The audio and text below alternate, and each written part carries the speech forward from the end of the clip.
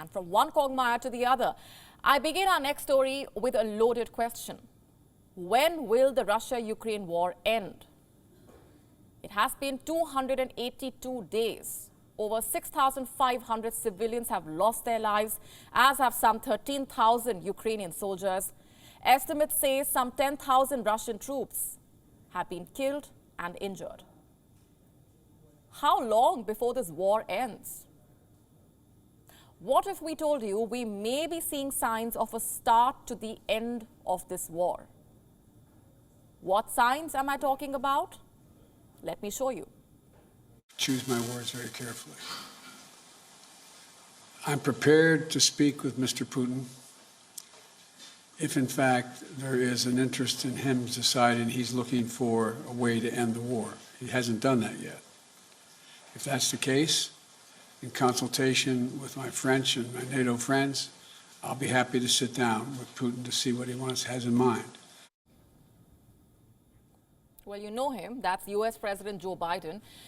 He says he is prepared to sit down with the Russian President Vladimir Putin, provided Putin is ready to find a way to end the war. Biden says he has chosen his words carefully.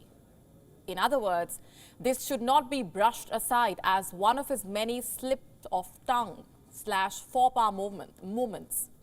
So one should be safe in asking, is the West extending an olive branch to Putin? Is the US ready to meet Putin midway? Or are we to understand that some back-channel talks are already being held somewhere? And I ask this because of the very nature of the kind of meeting that Biden is hinting at. You see, it's okay when military leaders of countries meet and nothing substantial comes out of it, much like the kind of meetings that we witnessed in the Polish border when the war started. It's also okay when envoys meet and fail to find common ground. But when leaders of two rival camps meet, the world expects some solid outcome, something solid out of the meeting.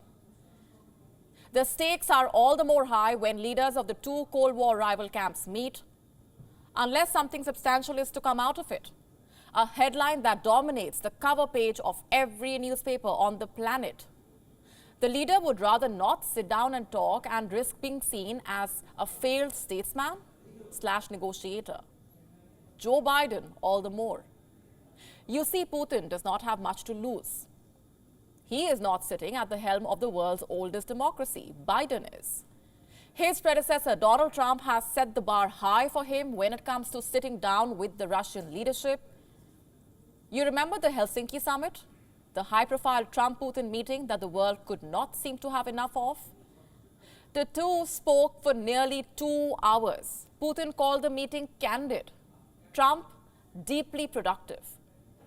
The world will be expecting nothing less than a productive meeting if and when Biden and Putin meet. And the former knows this. His voters back home too will be watching carefully. My point here is that the very fact that Biden is hinting at the possibility of a meeting with Vladimir Putin, one should not be wrong in assuming that Biden is somewhere assured that if such a meeting were to happen in the near future, it will be fruitful. Because he cannot risk anything else or anything less. Now, say the meeting happens in the coming days or months. Envoys work out the details beforehand. What happens then? Will Ukraine have to cede territory? Will Russia have to withdraw troops and return every inch of the captured land? What happens to Donbass? And this is where we hit the speed breaker. You see, one of the points that Biden is putting forward is that Russia will have to withdraw troops for any talk to happen. The Kremlin says there is no chance. The Kremlin spokesperson, Dmitry Peskov, has said that Moscow is not ready to accept that condition. As for the talks, Peskov says that Putin also is willing to talk, just like Biden is. But first, the US will need to recognize the annexed territories. You know, Donbass, Zaporizhia, Kherson. You remember the referendum. Russia says the people of Donbass, Zaporizhia and Kherson voted to join Russia.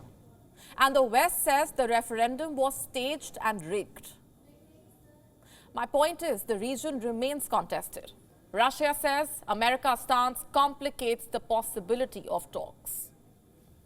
The United States of America still doesn't recognize Russia's new territories, and of course, this highly complicates the search for some mutual basis for talks. To achieve our goals, President Vladimir Putin was, is, and remains open to talks with all parties. But this is something the two sides will have to work out. You see, neither the West wants to be seen as the side rolling out the red carpet for Putin, nor does it help the Kremlin to be seen as a side that's compromising. That may explain why there is mixed signaling. Look at the joint statement, for example, that the US and France released following the meeting between the two countries' leaders at the Oval Office. Then this joint statement says that both Biden and Macron are committed to holding Russia accountable for quote-unquote widely documented atrocities and war crimes committed both by its regular armed forces and by its proxies.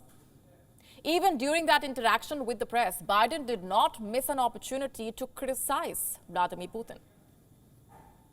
He's miscalculated every single thing he initially calculated. He thought he'd be greeted with open arms by the Russian-speaking portions of the Ukrainian population. Go back and read his speech when he invaded, when I said they were going to invade, and they did when we said they were. Go back and read the speech he made. He talked about him with needing to be another Peter the Great. He talked about the need for the people that Kyiv is the mother lode of Russian identity in the beginning, et cetera, et cetera. He's just miscalculated across the board. No words spared there. But guess what? This all-out criticism was followed by the offer to sit down, talk, and find a way to end the war. I'm prepared, if he's willing to talk, to find out what he's willing to do, but I'll only do it in consultation with my NATO allies. I'm not going to do it on my own. Thank you. Why wouldn't the West want to end the war? Yes, Russia is an arch enemy for the US, but it is also Europe's energy station. The continent relies heavily on Russia for gas. That's point number one. Two, a war in the neighborhood does not help anyone. One day a missile hits Poland and kills 2 people. Another day Moldova suffers a power cut. What's next? It helps Europe to not have an answer to that question and to end the war before things escalate any further. Or there's more damage. As for the US, it is staring at an election. 2024 is when America elects its new president. What's happening in Russia has sent energy prices soaring. Biden knows that angry voters can be unforgiving. So it helps his campaign to bring an end to the war. Biden also gets to score a foreign policy point that he desperately needs.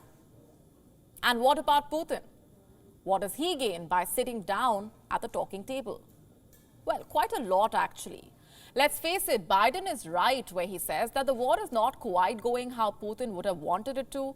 The Ukrainian military's counteroffensive has forced the Russian forces to flee Kherson. Russia is also paying a great economic cost. Its people are suffering. Its oligarchs are losing their assets abroad. Their yachts are being seized. Properties are being sealed. And this is a circle that Putin cannot afford to anger for too long. You see, Russia may not be the world's oldest democracy, but Putin knows he cannot take his position for granted for too long. A lot of people in Russia are angry.